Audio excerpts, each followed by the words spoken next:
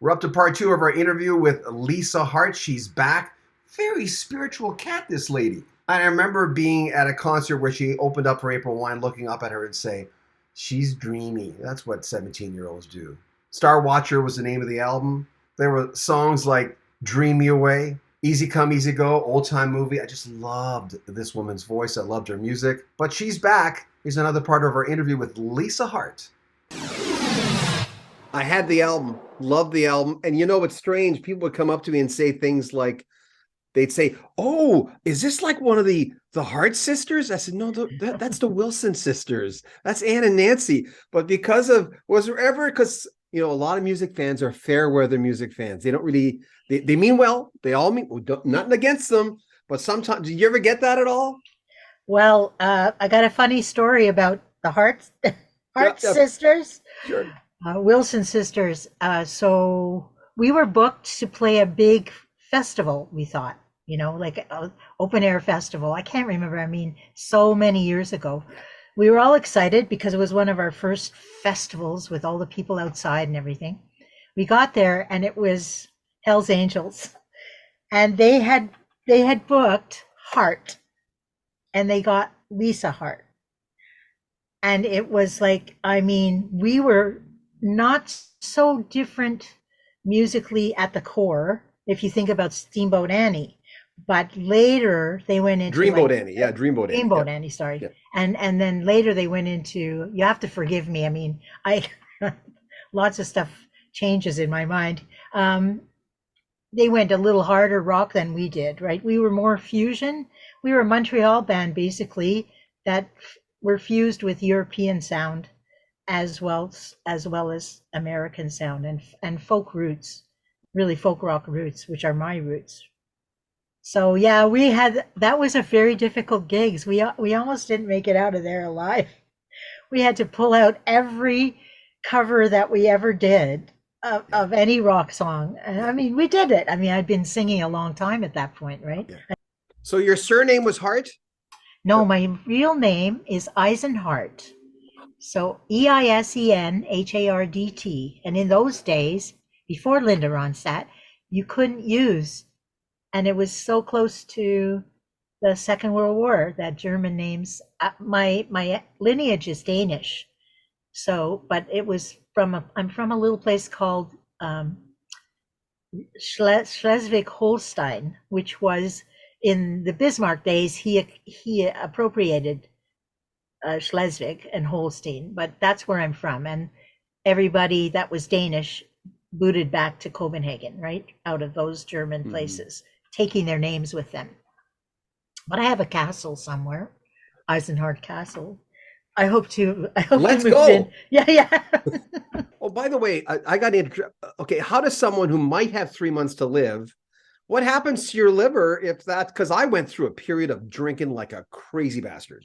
The Uh, liver actually regenerates itself if you don't go too far into cirrhosis, which, um, my problem was not the cirrhosis, it was a heart related thing due to the alcoholism. I hadn't crossed that line with the liver to be in cirrhotic liver like that. So I was really lucky, and I was very young, youngish, 35.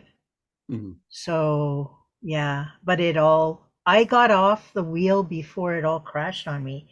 And the other thing I never did, and this is interesting, I was never drunk on stage. It was always like a reward for a couple of weeks, or or a setback, or it was in between, but it was still as destructive. And then there's a point where you never stop. And I think when I was asked to go to LA in the 70s after the Lisa Hart band broke up, which was heartbreaking to me that we Yeah, broke let's up. talk We about that couldn't in a find second. a good. I was going to be the female Rod Stewart. That's what they wanted from me. The management company. The management company was managing Natalie Cole and a whole bunch of other artists, but Natalie Cole was actually funding The Office. She was really big at that time, right? This will be that whole album, right? And the specials and everything. So Kevin Hunter was my manager from Montreal. He managed the Bells as well. and he had moved to LA and managed Natalie. She was riding high, and then he convinced me to go to LA because he had managed me when I was a kid with Ken Tobias in a group called Crystal Staircase. So he knew me all those years. So I thought, I trust him. It'll be fun. Oh my God, it was the worst thing I ever did Why? because I was drinking and I didn't know I had the problem. I thought I was okay, I was just drinking the way other rock stars drink. When in Rome. Dumb. I like no thought there at all, right? But I had been with a group of people who I loved and who trusted me, and we'd been together for 12 years. Suddenly I'm on my own. I don't know what I'm doing, and I'm in Shark Valley, Los Angeles, like we're oh my God. I was like a little kid. I didn't know what I was doing, and I was in trouble all over the place. In trouble with myself, in trouble with like I had a great time while I was there. I spent a lot of somebody's money. I don't know, and then I had to go and earn it back and pay them back. You know what I mean? And then Yeah. Natalie. Okay, here's the deal. Natalie's going to produce me, so we drive to Muscle Shoals and I'm gonna meet with Barry Beckett. It's a big deal. Big deal. We get there, she's out of her mind, and I'm half cut, and Barry's half cut, and Kevin's half cut, and like nothing happens. And then the following week, we drive back, and I fly home to Toronto, do something, try to make some money, pay some money back to somebody, and then fly. It was all nuts. It was all just nuts. I get to Nashville, and I'm in an elevator, and I notice that Ray Charles is standing beside me, and I'm going to meet Natalie. And I say to him, Mr. Charles, I'm so excited to meet you. He says, oh, that's nice, girl. Nice to meet you too.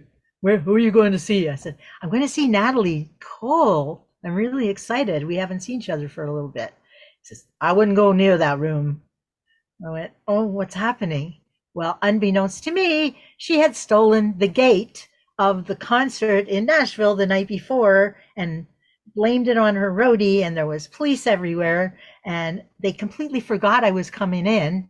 And it just showed me right there that I was totally out of my depth, that this was not for me, That's and crazy town.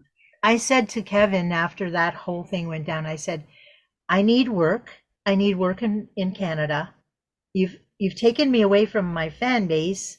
You put me with all these people who are not doing anything for me. I was supposed to write with him, David Foster, and somebody from Dr. Music, Brian Russell, and Brenda Russell, and all these people. And we did all meet, but nothing.